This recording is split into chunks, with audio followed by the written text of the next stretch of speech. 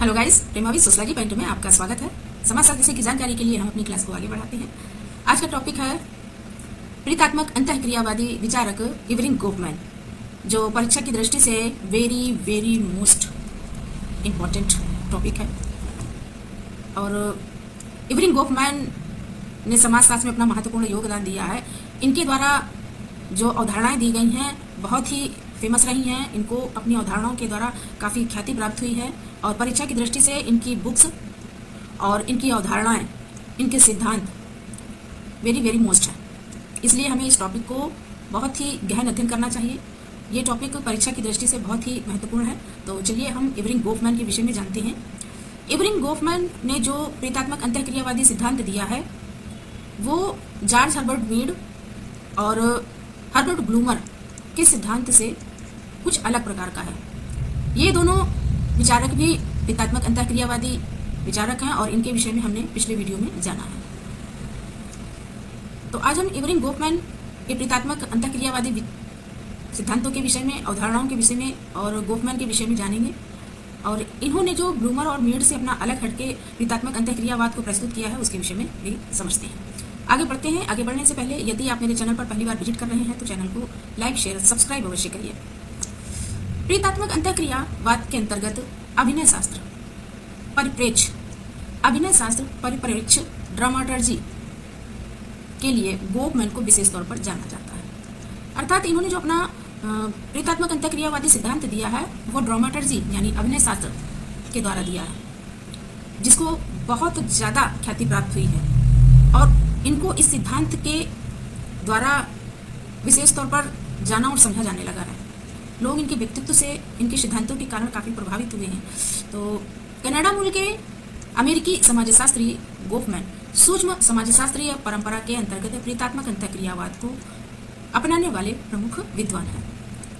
सूक्ष्म समाजशास्त्रीय परंपरा के अंतर्गत, सूक्ष्म का मतलब होता है कि सूक्ष्म समाजशास्त्रीय परंपरा का अर्थ होता है कि समाज में जो बहुत ही छोटी छोटी सूक्ष्म क्रियाएं होती हैं और जो निरंतर समाज में चलती रहती हैं, जिन क्रियाओं को प्रति व्यक्ति ध्यान नहीं देता है, क्योंकि वो क्रियाएं ही ऐसी होती हैं कि व्यक्ति के दिनचर्या में शामिल हो जाती हैं और उन क्रियाओं की तरफ व्यक्ति ध्यान नहीं देता है, किंतु उन क्रियाओं का विशेष महत्व होता है। उन क्रियाओं के द्वारा ही व्यक्ति अपने विशेष लक्ष्यों को प्राप्त करता है। चलिए आगे बढ़ते हैं। इनका जन्म जून 2022 को कनाडा में हुआ था तथा इनकी मृत्यु 19 नवंबर सन 1982 को हुई थी। गोफमैन अमेरिकी समाजशास्त्री माने जाते हैं, अमेरिका के निवासी थे। गोफमैन पर हर्बर्ट ब्लूमर, लॉयड वार्नर तथा जॉर्ज सिमिल के साथ सामाजिक मानवशास्त्र का बौद्धिक प्रभाव पड़ा। गोफमैन के व्यक्तित्व पर सबसे ज्यादा प्रभाव हर्बर्ट ब्लूमर का, वार्नर का और जॉर्ज सिमिल का पड़ा, क्योंकि इन लोगों के मानवशास्त्रीय अध्ययन, सामाजिक मानवशास्त्रीय अध्ययन को जब इन्होंने अध्ययन किया, उनके विषय में जाना, उनके विषय में समझा, तो उनके व्यक्तित्व से ये काफ़ी प्रभावित हुए, क्योंकि इन लोगों के द्वारा समाज में जो मानवीय घटनाएं, क्रियाएं, विचार, निरंतर चलने वाली प्रक्रियाओं की बात इनके द्वारा कही गई और इनके द्वारा जो नवीन विचार समाज के लिए लाए गए, समाज का गहन अध्ययन इन्होंने किया, तो इनके जो व्यक्तित्व का प्रभाव इनके बौद्धिक, इनके व्यक्तित्व पर पड़ा और इन्होंने इनसे प्रेरित होकर जिसके फलस्वरूप दिन प्रतिदिन के जीवन में प्रतीकों तथा अनुष्ठानों के महत्व को समझने लगे। इनके बौद्धिक प्रभाव के कारण ही जब ये समाज में इनके द्वारा दिए गए सिद्धांतों को इन्होंने बारीकी से समझा, उसका गहन अध्ययन किया, तो इनकी भी रुचि समाज में जो व्यक्ति के, समाज के लोगों द्वारा दिन प्रतिदिन के जीवन में उनके प्रतीकों के इस्तेमाल और अनुष्ठानों के महत्व को, जो दिन प्रतिदिन के जीवन में समाज में क्या होता है, सामाजिक क्रियाएं होती हैं, सामाजिक कार्यक्रम होते हैं, सामाजिक संस्थाएं, समितियां होती हैं, समाज में नैतिक मूल्य होते हैं, मानवीय घटनाएं होती हैं, उनके हितार्थ कार्यक्रम होते हैं, जिससे सामाजिक विकास हो सके। तो ये सब किसके कारण होता है? सब प्रतीकों के कारण होता है। यानी इन कारणों के पीछे प्रतीकों का विशेष महत्व होता है और तब ये प्रतीकों और अनुष्ठानों के महत्व को समझने लगे। इनका प्रीतात्मक अंतःक्रियावाद मीड, ब्लूमर की अपेक्षा अलग प्रकार का है। इन्होंने अभिनय शास्त्र के माध्यम से प्रीतात्मक अंतःक्रियावाद को प्रस्तुत किया है। अभिनय शास्त्र के माध्यम से, नाटक मंच के माध्यम से इसके विषय में हम अभी आगे समझेंगे। चलिए आगे बढ़ते हैं, इनकी अवधारणाओं के विषय में जान लेते हैं। गोफमैन की जो महत्वपूर्ण अवधारणाएं हैं उसमें नाट्यशास्त्र यानी अभिनय कला है, भूमिका दूरी की अवधारणा इनके द्वारा दी गई है, सामाजिक प्रसंग अनुष्ठान की इन्होंने बात की है, संपूर्ण संस्थान यानी कुल संस्थान की अवधारणा इन्होंने दी है, पारस्परिक अंतःक्रिया की व्यवस्था के विषय में बताया है और प्रभाव प्रबंधन एवं अध्ययन विधि के विषय में भी इन्होंने बात की है और इनकी पुस्तक स्टिग्मा पागलपन के विषय में इन्होंने बात की है, जो इनकी बहुत ही महत्वपूर्ण पुस्तक रही है ये। चलिए अब हम आगे बढ़ते हैं और एक एक करके इनकी अवधारणाओं के विषय में समझते हैं। सबसे पहले हम ड्रामाटर्जी, नाट्यशास्त्र या अभिनय कला, ये तीनों नाम एक ही हैं जिसके द्वारा इन्होंने अपने प्रतीकात्मक सिद्धांत को प्रस्तुत किया है। गोफमैन ने अपनी पुस्तक the presentation of self in everyday life 1953 में इस पुस्तक को इन्होंने दिया था, जिसमें गोफमैन ने अभिनय शास्त्रीय उपागम ड्रामाटर्जी अप्रोच की रूपरेखा को प्रस्तुत किया है। यानी जो अभिनय शास्त्र से संबंधित इन्होंने अपने विचार उसमें दिए हैं कि किस प्रकार से समाज में अभिनय के माध्यम से सामाजिक क्रियाएं होती हैं। गोफमैन ने सामाजिक जीवन का विश्लेषण करने में रंगमंच की उपमा का प्रयोग किया है। इनकी पुस्तक बिहेवियर इन पब्लिक प्लेस 1963 में आई।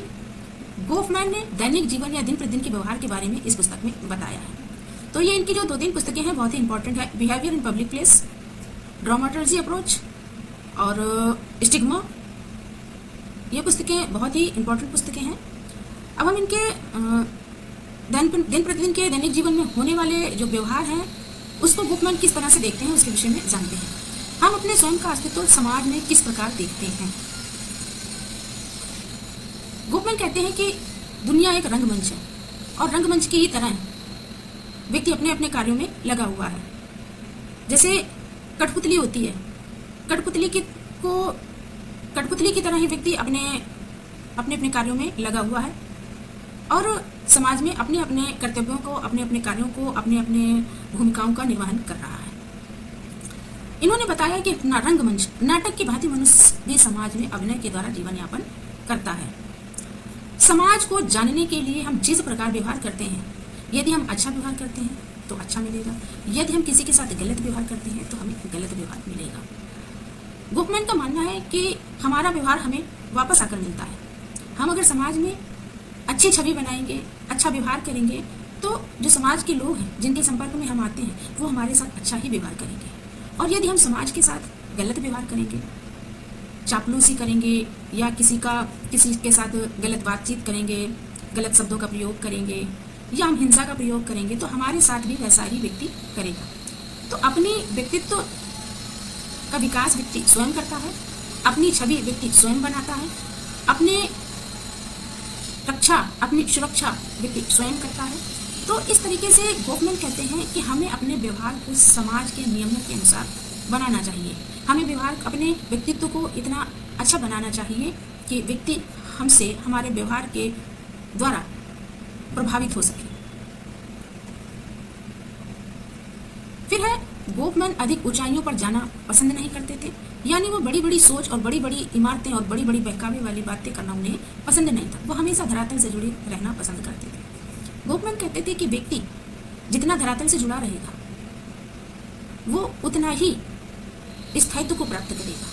यानी व्यक्ति अपनी सोच की उड़ान को तभी भरे जब वो उस स्थिति तक पहुंच जाए। यानी समाज में व्यक्ति यदि अपनी परिस्थिति को अच्छा बनाता, यानी अपने कौशल और बुद्धि के बल पर व्यक्ति परिस्थिति प्राप्त करता, अगर वो अपने कौशल और परिस्थिति के बल पर, अपनी बुद्धि के बल पर वो कोई प्रतिष्ठित व्यक्तित्व बना लेता है, तो वो अगर अपने विचारों में बड़ी बड़ी बातें करता है तो ठीक है, किंतु अगर वो उस परिस्थिति की स्थिति में नहीं है तो उसको धरातल से ही जुड़े रहना चाहिए, उसको जमीन से ही जुड़े रहना चाहिए। क्योंकि ऐसे व्यक्ति जो जिनकी बातचीत कुछ और होती है और उनकी परिस्थिति कुछ और होती है, यानी वो सामने कुछ और होते हैं और उनके पीछे कुछ और होता है, तो ऐसे व्यक्ति समाज में गलत प्रभाव डालते हैं, विचलन उत्पन्न करते हैं। तो हमेशा व्यक्ति को अपने धरातल से जुड़े रहना चाहिए। अब हम आगे चलते हैं और गोफमैन के द्वारा दी गई अभिनय कला के विश्लेषण में गोफमैन ने 3 अवधारणाओं को प्रस्तुत किया है। जिसमें इन्होंने फ्रंट स्टेज सिनेमा के आगे की बात की है, बैक स्टेज सिनेमा के पीछे की बात की है, और ऑफ स्टेज बिना अभिनय बिना देखे की बात की है। तो सबसे पहले हम फ्रंट स्टेज की बात करते हैं। तो फ्रंट स्टेज में कहते हैं कि जिस तरीके से इसको एक उदाहरण से ले लेते हैं कि जैसे रामलीला होती है। रामलीला में जब अपने अपने किरदारों की भूमिका अदा करते हैं, जो व्यक्ति राम बनता है, कोई व्यक्ति लक्ष्मण बनता है, कोई सीता बनता है, तो कोई रावण बनता है, तो वो अपने अपने वस्त्र उसी प्रकार से पहनते हैं और अपनी अपनी भूमिकाओं को करते हैं। क्योंकि ये भूमिकाएं वो ग्रहण करते हैं और इन ग्रहण की हुई भूमिकाओं में जो कुछ भी उन्होंने समझा है, सीखा है, वो उन्हीं भूमिकाओं को लोगों के सामने प्रस्तुत करते हैं। यानी जिन भूमिकाओं के प्रति समाज में जानकारी है, जानते हैं, समझते हैं, जैसे अब रामायण के विषय में, रामायण चूँकि बहुत ही पवित्र ग्रंथ है और इस पवित्र ग्रंथ के विषय में अधिकतर लोगों को जानकारी है, और इस में जो पात्र हैं उन पात्रों की ही भूमिका को इस रंगमंच में नाटक में उनकी भूमिकाओं को ही अदा किया जा रहा है। तो ये क्या है, फ्रंट, यानी पर्दे के सामने जो भी नाटक कर रहे हैं, भूमिकाएं अदा कर रहे हैं, वो नाटक के यानी पर्दे के सामने कर रहे हैं और लोगों को नैतिक गुणों के जानकारी दे रहे हैं, मानवता की समझ विकसित कर रहे हैं। तो ये जो है ये फ्रंट स्टेज है, जो पर्दे के सामने हो रहा है, ये फ्रंट स्टेज है।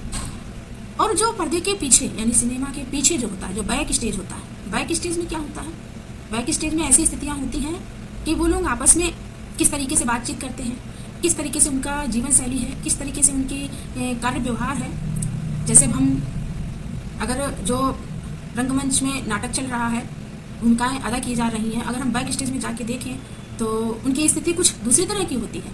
वो अपने हंसी मजाक में डूबे हुए हैं, अपने अपने किरदारों की तैयारी कर रहे हैं और खाना पीना कर रहे हैं। तो इस तरीके से जब हम पर्दे के पीछे जाते हैं तो स्थिति कुछ और होती है। तो इसी में गोफमैन कहते हैं कि जो फ्रंट स्थिति होती है वो जो हमें सामने दिखाता है वो कुछ और होती है, और जो बैक स्थिति होती है, जो पर्दे के पीछे की स्थिति होती है, वो कुछ और होती है। अब हम ऑफ स्टेज की बात करते हैं। ऑफ स्टेज में हम देखें तो जैसे एक उदाहरण इसमें भी ले लेते हैं। ऑफ स्टेज की स्थिति क्या होती है? ऑफ स्टेज स्थिति ऐसी होती है जब हम मान लीजिए किसी पार्टी में जाते हैं, तो जब हम पार्टी में जाते हैं तो कोई जिससे हम बहुत अधिक प्रभावित होते हैं, जैसे मान लीजिए कोई क्रिकेटर है और हम किसी क्रिकेटर से बहुत अधिक प्रभावित होते हैं और वो हमारे सामने उस पार्टी में हमको मिल जाता है, तो हम क्या कहते हैं कि ऑटोग्राफ दे दीजिए। तो एक तो उसकी स्थिति फ्रंट में क्या है, क्रिकेटर की है, यानी समाज के सामने वो एक क्रिकेटर है और समाज में अपने क्रिकेट के द्वारा वो फ्रंट स्टेज, ये क्या क्रिकेट के द्वारा मनोरंजन करता है, तो ये क्या हुआ, फ्रंट स्टेज।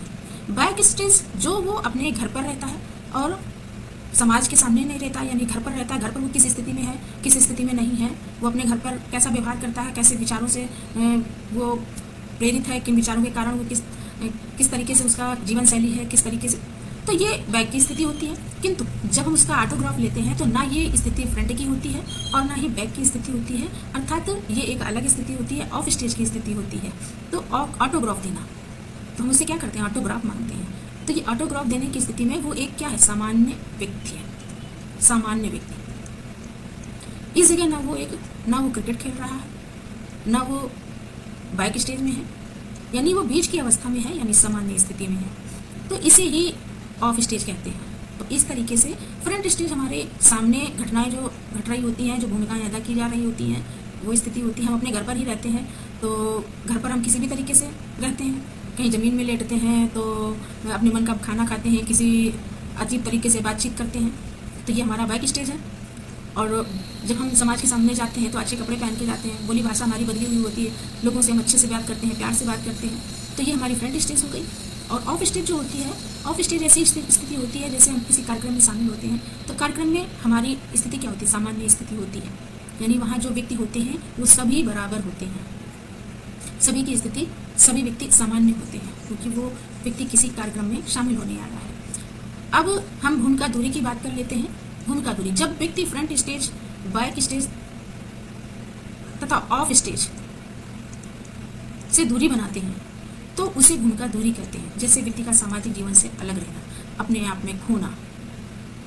इस स्थिति में एक बहुत ही अच्छा उदाहरण है कि जब व्यक्ति फ्रंट स्टेज से दूरी बनाता है, ऑफ स्टेज से दूरी बनाता है और बैक स्टेज से दूरी बनाता है, तो ऐसी स्थिति तब आती है जैसे साधु सन्यासी लोग होते हैं, इनको सांसारिक जीवन से अपने आप को दूर कर लेते हैं, सांसारिक जीवन से ही अपने आप को साधु सन्यासी दूर कर लेते हैं। तो ये क्या होता है, एक भूमिका दूरी की ही स्थिति होती है, अर्थात व्यक्ति समाज से दूर रहने लगता है, समाज से अलग थलग रहने लगता है। अब हम आगे बढ़ते हैं और गोफमैन के अभिनय कला के माध्यम से बताया कि व्यक्ति किस प्रकार आई से मी बन जाता है और मेरा एवं आई से संबंधित रहता है। यानी व्यक्ति पहले क्या होता है, स्वयं होता है, समाज के संपर्क में आता है तो फिर मी बन जाता है, लोगों के साथ रहता है, उनके साथ घुलता मिलता है, व्यवहार बनाता है, तो वो स्वयं से मी बन जाता है। फिर क्या होता है कि वो मी में तो होता है किंतु वो आई से संबंधित होता है, यानी अपने स्वयं से।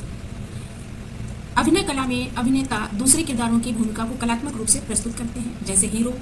अब हीरो जो भी रोल अदा करता है, उस फिल्म की जो मांग होती है, वो हीरो अलग भूमिका अदा करता है, हीरोइन अलग भूमिका अदा करती है। और जो यानी नायक और खलनायक की बात है कि नायक अपनी भूमिकाएं अलग कर रहा है, नायिका अलग कर रही है और खलनायक की स्थिति अलग है। तो ये सब अपनी अपनी भूमिकाओं को कलात्मक रूप में प्रस्तुत करते हैं किसी फिल्म में। तो हमारे देश में नाटक, थिएटर, नौटंकी, तमाशा आदि के रूप में जो परंपरागत अभिनय कला का प्रदर्शन होता है, तो ये सब थिएटर के माध्यम से होता है। अभिनय में अभिनेता दूसरों की भूमिकाओं को स्वयं अपनाता है, व्यक्ति दूसरों के किरदारों को अपने जीवन में अपनाता है और उन किरदारों को निभाता है। इस क्रिया में आई और मी में परिवर्तन होता है। अब हम आगे बढ़ते हैं और गोफमैन के द्वारा दी गई बहुत ही महत्वपूर्ण अवधारणा है कुल या संपूर्ण संस्थान की अवधारणा। इसके विषय में जान लेते हैं। गोफमैन ने सन 1954 से 1957 national Institute of Mental Health में रिसर्च फेलोशिप प्राप्त किया। इनकी जो ये अवधारणा है, इस अवधारणा को तब इन्होंने दिया था जब इन्होंने पागल खाने में रहकर बहुत दिनों तक इन्होंने उस पागल खाने में रहकर अध्ययन किया और उसके बाद अध्ययन करने के बाद इन्हें जब विशेषज्ञता प्राप्त हुई तो इनको फेलोशिप मिली, National Institute of Mental Health में रिसर्च फेलोशिप मिली। और गोफमैन ने यहाँ सहभागी और तथा अवलोकन विधि द्वारा गहन अध्ययन किया, यानी तथा सन 1961 में एसाइलम यानी पागल खाना पुस्तक का प्रकाशन भी किया। इस पुस्तक में संपूर्ण संस्थान यानी टोटल कॉन्स्टिट्यूशन की अवधारणा दी। पागल खाने में उन्होंने देखा कि व्यक्ति के सारे कार्य उसके उस इंस्टीट्यूट के अंदर, उस संस्थान के द्वारा पूर्ण किए जा रहे हैं। उसके खाने पीने से लगाकर उसके मनोरंजन को, उसके दैनिक दिनचर्या को भी, सभी कुछ उस पागल खाने के अंदर किया जा रहा है। इससे इन्होंने ये जाना कि इस पागल खाने में संपूर्ण क्रियाएं व्यक्ति की पूर्ण हो रही हैं। तो इन्होंने जो संपूर्ण संस्थान की अवधारणा दी है, उसमें इन्होंने कहा है कि संपूर्ण संस्थान एक बंद सामाजिक व्यवस्था है जिसका निर्धारण एकल प्राधिकरण द्वारा निर्धारित किया जाता है। अर्थात एक ऐसी संस्था जिसका व्यवस्थापन किया जाता है, एक संस्थान के द्वारा किया जाता है, जैसे जेल। तो ये जेल है, जेल भी एक पूर्ण संस्थान है, यानी टोटल संपूर्ण संस्थान है, कुल संस्थान है, और यहाँ पे भी व्यक्ति की सारी आवश्यकताएं पूर्ण होती हैं। तो इस तरीके से गोफमैन ने बताया कि जहाँ व्यक्ति की सारी आवश्यकताएं पूर्ण होती हैं, सारी गतिविधियां, सारी क्रियाएं, सारी आवश्यकताएं पूर्ण होती हैं, उसे ही संपूर्ण या टोटल संस्थान कहते हैं, अर्थात संपूर्ण संस्थान या टोटल कॉन्स्टिट्यूशन कहते हैं। चलिए अब हम आगे बढ़ते हैं। अब हम इनके पारस्परिक अंतःक्रिया व्यवस्था की अवधारणा जो दी गई है, इसके विषय में थोड़ा सा संक्षेप में जान लेते हैं। इस अवधारणा में इन्होंने बताया कि समाज के संचालन में, यानी जो सामाजिक व्यवस्था बनती है और सामाजिक व्यवस्था को नियंत्रण की जरूरत होती है, तो जो नियंत्रण के लिए प्रशासन से जो नियम बनाए जाते हैं, कानून बनाए जाते हैं, नए नए नियम निरंतर परिवर्तित होते रहते हैं, बनते रहते हैं, तो उन नियमों के अनुसार व्यक्ति को संचालित किया जाता है। अर्थात उन नियमों के अनुसार ही समाज में निरंतर प्रक्रियाएं होती हैं, पारस्परिक अंतःक्रियाएं होती हैं, उन नियमों के द्वारा ही उन नियमों के अंदर ही व्यक्ति को अपनी अंतःक्रियाएं करनी होती हैं, जिससे सामाजिक व्यवस्था बनी रहे। इसे ही पारस्परिक अंतःक्रिया व्यवस्था कहते हैं। गोफमैन ने अपनी संपूर्ण विचारधारा को अपने शोध पत्र इंटरेक्शन ऑर्डर में प्रस्तुत किया है। दरअसल इस शोध पत्र को अमेरिकन समाजशास्त्री परिषद के अधिवेशन में पढ़ा जाना था, लेकिन गोफमैन की मृत्यु 1982 में हुई, जिसके कारण यह शोध पत्र सोशलॉजिकल रिव्यू में प्रकाशित किया गया। अमेरिका में जो पत्रिका निकाली गई सोशलॉजिकल रिव्यू इनकी मृत्यु के पश्चात प्रकाशित की गई। तो जो इनका ये शोध पत्र है इससे एग्जाम में पूछ लिया जाता है, इंटरेक्शन ऑर्डर।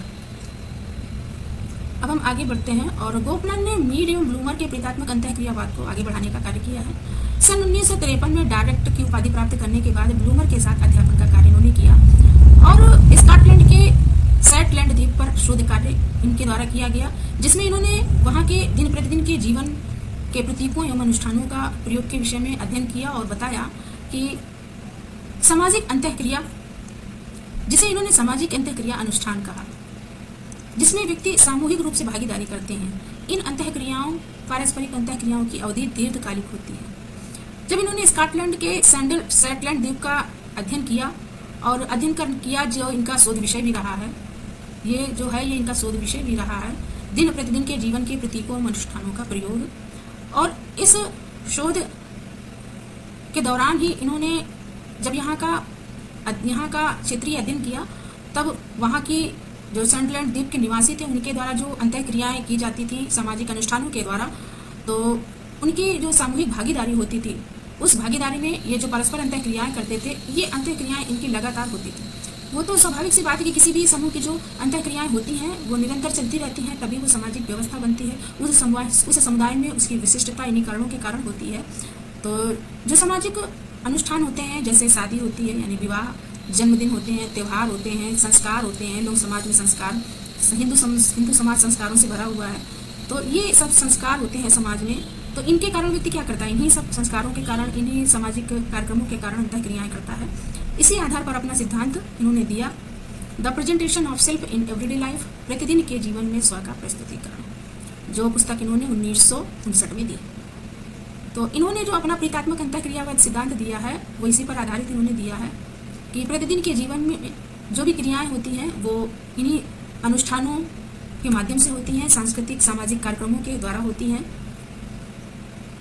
फिर हम इनकी एक पुस्तक बहुत ही प्रसिद्ध रही है, स्टिग्मा, जिसका अर्थ होता है कलंक। ये पुस्तक इन्होंने 1964 में दी, जिसका अर्थ है लेवलिंग सिद्धांत, जो बहुत ही अधिक विकसित हुआ, यानी बहुत ज़्यादा लोगों द्वारा जाना और पहचाना गया। वैयक्तिक अध्ययन के माध्यम से मानसिक चिकित्सालय में मनोरोगी के दैनिक जीवन को विश्लेषित किया। जब इन्होंने चिकित्सालय में यानी पागलखाने में थे, तो उनके दैनिक जीवन में जो कुछ भी हो रहा था, जो भी क्रियाएं हो रही थी, उन क्रियाओं को देखने के बाद इन्होंने अनुभव किया कि व्यक्ति की अपनी अलग अलग पहचान है। यानी यहाँ पर जो भी पागल आया हुआ वो किसी न किसी कारणों के कारण आया हुआ है। तो कोई ज़्यादा शराब पी लेता है, कोई मर्डर कर देता है, कोई किसी न किसी कारणों से आता है, तो उसे एक लेवल लगा दिया जाता है। तो जैसे लेवलिंग सिद्धांत के अंदर जब कोई दारू क्या शराब पी लेता है अधिक, तो उसको क्या करने लगते हैं, शराबी, तो उसको समाज द्वारा एक लेवल लगा दिया गया। इसे ही लेवलिंग सिद्धांत कहते हैं। इस सिद्धांत में अपराध की लेवलिंग सिद्धांत को महत्वपूर्ण भूमिका है, लेकिन इसमें जो इन्होंने गोफमैन ने जो सिद्धांत दिया वो एक स्टिग्मा की बात की है, यानी कलंक की बात की है। अगर हम किसी गलत कार्य के कारण पागलखाने गए हैं या जेल में गए हैं, तो हमारे ऊपर, यानी जो व्यक्ति जिसने किया है गलत कार्य, उसके कारण उसे सजा मिल रही है, और उस सजा के लिए उसके ऊपर जो कारण लगाया गया है, जैसे कोई किसी की हत्या करके जाता है तो उसे क्या कहा जाएगा, ये मर्डरर है, हत्या करके आया है, तो ये क्या है, कलंक है। तो इस तरीके से इन्होंने अपनी ये स्टिग्मा पुस्तक दी है। इस अध्ययन में अपराध के लेवलिंग सिद्धांत को महत्वपूर्ण भूमिका है, अर्थात व्यक्ति के ऊपर लेवल लग जाता है गलत कार्यों के कारण, जब उसको सजा मिलती है जेल में, पागलखाने में, या किसी कारण से, किन कारणों के कारण उसकी बुद्धि भ्रष्ट हो जाती है और वो पागलपन को पहुंचता है। तो ये किससे जुड़ा हुआ है, सब अपराध शास्त्र से जुड़ा हुआ है। इसमें समाज व्यक्ति के गलत कार्यों पर लेवल लगा देते हैं, जिसे सामाजिक विचलन कहते हैं। इस लेवल सिद्धांत को सबसे पहले हावर्ड बेकर ने भी दिया है। लेवलिंग सिद्धांत किसके द्वारा दिया गया, हावर्ड बेकर के द्वारा दिया गया है। उसके बाद कलंक को लेमर्ट ने प्राथमिक विचलन कहा है। इसी सिद्धांत से जुड़ा हुआ इनका सिद्धांत है स्टिग्मा, यानी कलंक की बात इन्होंने की है। चलिए अब हम आगे और जान लेते हैं। जानते हैं गोफमैन की बहुत ही महत्वपूर्ण पुस्तकों के विषय में, very very most important, forms of talk, 1981 में प्रकाशित हुई थी ये पुस्तक, बहुत ही इंपॉर्टेंट पुस्तक है। दूसरी है बिहेवियर इन पब्लिक प्लेसेस, 1963 में प्रकाशित हुई थी। तीसरी है रिलेशन इन पब्लिक, 1917 में प्रकाशित हुई थी। फिर चौथी है इंटरेक्शन रिचुअल, 1967 में प्रकाशित हुई थी। ये पुस्तक अक्सर एग्जाम में पूछी जाती है, इंपॉर्टेंट है। फिर उसके बाद है फ्रेम एनालिसिस, 1974 में प्रकाशित हुई थी। फिर है presentation of self in everyday life, very very important पुस्तक है इनकी, गोफमैन की, और पब्लिक प्लेस पुस्तक। तो आज हम लोगों ने एवरिन गोफमैन के विषय में, उनके प्रतीकात्मक अंतःक्रियावादी सिद्धांत के विषय में जाना। वीडियो यदि अच्छी लगी हो तो चैनल को लाइक शेयर सब्सक्राइब अवश्य कर दें। Thanks for watching.